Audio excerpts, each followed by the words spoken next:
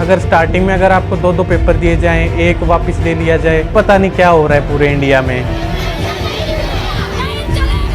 ये एनटीए का फेलियर है, एनटीए ही जिम्मेवार है इसका, किसी बच्चे का कोई कसूर नहीं है। मेहनत करने का फायदा ही क्या है जब हमें उसका रिजल्ट मिल ही नहीं रहा है। नमस्कार, मैं हूं बॉबी और आप देख रहे हैं एशियन स्काई न्यूज। नीट को लेकर के लगातार विवाद जारी है, लेकिन इस बार हम चर्चा विवादों पर नहीं करेंगे बल्कि विवादों के कारण पर करेंगे। लगातार नीट को लेकर के संसद से लेकर के सड़क तक संग्राम जारी है। ये विवाद आखिर हुआ क्यों?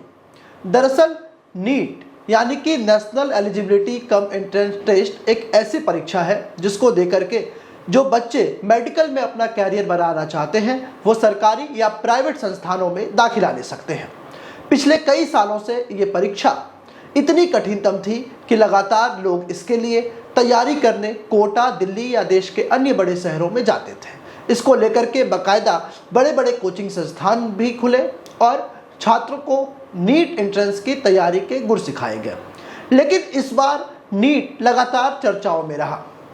नरेंद्र मोदी की सरकार नीट मामले को भले ही लीपापोती करना चाह रही हो, लेकिन देश की जनता और युवा ऐसा होने नहीं देंगे। ऐसा हम इसलिए कह रहे हैं क्योंकि चुनाव के शोर में जब प्रधानमंत्री नरेंद्र मोदी बहुमत से दूर थे, गठबंधन की सरकार के सहारे अपना मंत्रिमंडल के साथ बैठक कर रहे थे और राष्ट्रपति द्रौपदी मुर्मू को सरकार बनाने का दावा पेश कर रहे थे, तो वहीं दूसरी तरफ कई अरमानों को कुचला जा चुका था। कई सालों से जो बच्चे नीट परीक्षा की तैयारी कर रहे थे, उनके माँ बाप ये आश्चर्य में थे कि उनका बच्चा इस बार नीट क्वालिफाई कर जाएगा, लेकिन उनके सपनों को नरेंद्र मोदी सरकार ने ऐसा धक्का दिया कि उनके सपने चकनाचूर हो गए।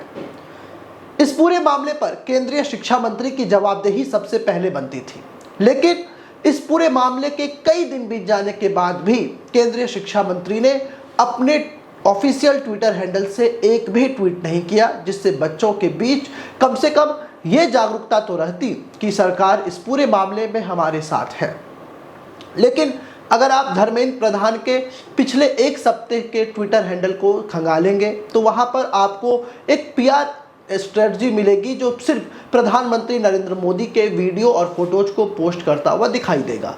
लेकिन नीट से जुड़े मामले पर केंद्रीय शिक्षा मंत्री धर्मेंद्र प्रधान ने ही चुप्पी साध ली थी, जिसके बाद कांग्रेस के राष्ट्रीय अध्यक्ष मल्लिकार्जुन खड़गे ने बाकायदा उन्हें ट्विटर पर टैग किया और उनसे पूछा कि मंत्री जी, बच्चे सड़क पर हैं, लोग प्रदर्शन कर रहे हैं, माँ बाप जो चाहते थे कि उनके बच्चे अच्छे डॉक्टर बने, जिसके लिए बच्चों ने कड़ी मेहनत की, पढ़ाई की, आप इस मसले पर चुप क्यों हैं?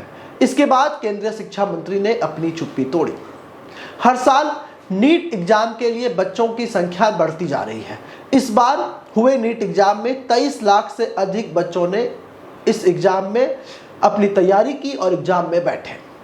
इस एग्जाम से पहले ही जब देश भर में चुनाव का शोर था, सरकार एक पार्टी की तरह रोडों पर उतरकर चुनाव प्रचार कर रही थी। उस वक्त बच्चे पढ़ाई कर रहे थे और किस तरीके से सुप्रीम कोर्ट के बातों को अवहेलना करते हुए एनटीए नेशनल टेस्टिंग एजेंसी और केंद्र सरकार ने बच्चों के साथ छल किया। पता है आपको, इस बार नीट एग्जाम में जो बच्चे फॉर्म भर रहे थे उनके लिए आधार कार्ड और आधार कार्ड से लिंक फोन नंबर होना जरूरी था। अब जो बच्चे नीट की तैयारी करते हैं वो बच्चे बाकायदा 11 से 12 क्लास के बीच में रहते हैं। 12th क्लास क्वालिफाई करके कुछ बच्चे तैयारी करते हैं, या जो बच्चे 12 अपेयरिंग भी होते हैं वो भी नीट की परीक्षा देते हैं। कुछ बच्चों की उम्र 18 साल भी नहीं होती, 16 से 17 साल के बच्चे नीट का एग्जाम देते हैं। और इन बच्चों के साथ जो अभी अभी अपने कैरियर की बुलंदियों को छूना चाहते थे, जो अभी अपने एकेडमिक्स पूरा करके आगे की तरफ जाना चाहते थे, केंद्र की नरेंद्र मोदी सरकार ने उनके साथ भी छल कर लिया। हम ऐसा इसलिए कह रहे हैं क्योंकि जिस आधार कार्ड को नरेंद्र मोदी की सरकार ने नीट एग्जाम देने के लिए मैंडेटरी बताया था, उस पर तो सुप्रीम कोर्ट ने बहुत पहले ही रोक लगा दी थी। सुप्रीम कोर्ट का कहना था कि नीट या ऐसे जो एग्जाम्स होते हैं जिसमें बच्चे क्वालिफाई करके बेहतर कॉलेजेस में जाते हैं, वो सरकार की कोई वेलफेयर स्कीम नहीं होती, बल्कि उस एग्जाम में बैठने के लिए बच्चे पैसे देते हैं। तो उनके ऊपर ये दबाव क्यों बनाया गया कि उनके लिए फ़ोन नंबर और आधार कार्ड मैंडेटरी होना चाहिए? इसका भी जवाब बेहद सरल है, क्योंकि अडानी और अंबानी ने पहले ही कहा था कि जो सोर्सेस होते हैं, जो डेटा होता है, वो फ्यूल का काम करता है। यानी कि ऐसे सोर्सेस, ऐसे डेटा को कलेक्ट करना चाहती थी नरेंद्र मोदी सरकार, इसलिए आधार कार्ड को मैंडेटरी बनाया गया। क्योंकि जिस तरीके से चुनाव प्रचार में प्रधानमंत्री नरेंद्र मोदी कूदे हुए थे, लगातार बड़ी बड़ी रैलियां हो रही थी, अनेक राज्यों में उनका दौरा हो रहा था, उस वक्त पता है आपको हमारे देश के बच्चे क्या कर रहे थे? जो नीट परीक्षा देने वाले बच्चे थे, उस वक्त आखिरी के 1 महीने में उन्हें जी तोड़ मेहनत करनी थी, अपने सिलेबस को कंप्लीट करना था, अपने सिलेबस को रिवाइज करना था, मॉक टेस्ट देने थे। वो बच्चे आधार सेंटर पर दौड़ लगा रहे थे, क्योंकि अधिकतर देश के मध्यम वर्गीय बच्चों के पास आधार कार्ड 18 की उम्र से पहले नहीं होता, ना ही उनके पास उनका पर्सनल मोबाइल नंबर होता। नरेंद्र मोदी सरकार ने यह सोचा भी नहीं कि जब आप 18 साल से पहले किसी को सिम भी नहीं दे रहे उनके नाम पर, तो वो बच्चे 18 साल से पहले अपने पर्सनल मोबाइल नंबर को कैसे लिंक कर सकेंगे। केंद्र की सरकार ने बच्चों के हित में जरा भी नहीं सोचा, और यही कारण है कि जिस तरीके से एनटीए यानी कि नेशनल टेस्टिंग एजेंसी पर अब सवाल उठने लगे, तो बच्चे अब उसे नो ट्रस्ट एजेंसी कह रहे हैं। यानी कि अब उन्हें एनटीए पर कोई भरोसा नहीं रह गया।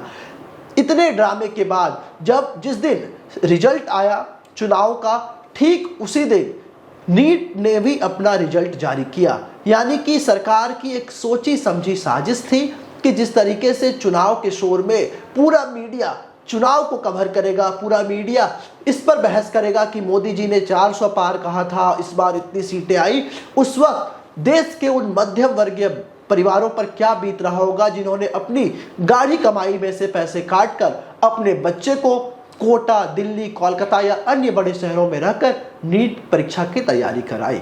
इस बार एनटीए ने तो कमाल कर दिया। एक आंकड़े के मुताबिक पिछले 8 साल में 7 बच्चे ही क्वालिफाइंग नंबर को क्रॉस कर पाए थे। यानी कि नीट का जो नंबर है ओवरऑल 720, पिछले 8 साल में 7 बच्चों ने ही इस कठिनतम परीक्षा में 720 में से 720 नंबर लाए थे। लेकिन इस बार नरेंद्र मोदी की सरकार, इस बार नेशनल टेस्टिंग एजेंसी ने ऐसा कारनामा करके दिखाया कि 720 नंबर 67 बच्चे लेकर गए। अगर हम बात करें यूपीएससी की, अगर हम बात करें IIIT जेईई की, अगर हम बात करें एसएससी एग्जामिनेशन की, यहाँ पर 1 नंबर का उलटफेर भी आपको रेस से बाहर कर सकता है। तो यहाँ पर नेशनल टेस्टिंग एजेंसी ने एक साथ कई बच्चों को ग्रेस में 140 से अधिक नंबर क्यों दिए? एनटीए को तो सुप्रीम कोर्ट से भी फटकार लगी। एनटीए जब सुप्रीम कोर्ट गया और सुप्रीम कोर्ट के जज ने उनसे पूछा कि आपने बच्चे को इतना ग्रेस नंबर क्यों दिया, तो पहले तो एनटीए ने ये कहते हुए पल्ला झाड़ा कि जो कुछ बच्चे थे उनके पास पर्याप्त समय नहीं बचा था, समय की कमी हुई थी, इसलिए ग्रेस मार्क दिया। और एनटीए ने अपना थीकड़ा भी सुप्रीम कोर्ट के ऊपर फोड़ना चाहा जब सुप्रीम कोर्ट के जज ने उनसे ये पूछा कि किस आधार पर आपने बच्चों को इतने ग्रेस मार्क्स बांटे जिससे कि कई बच्चे रेस में पीछे हो गए। जो बच्चे एक नॉर्मल सरकारी कॉलेज में जा रहे थे, उनका रैंकिंग वो होता, वो बच्चे आपके ग्रेस मार्क्स से सीधे AIIMs जैसे बड़े मेडिकल संस्थानों में दाखिला लेने के लिए क्वालिफाई कर गए। तो एनटीए ने जो जवाब दिया उस पर सुप्रीम कोर्ट ने एनटीए को फिर से फटकार लगाई।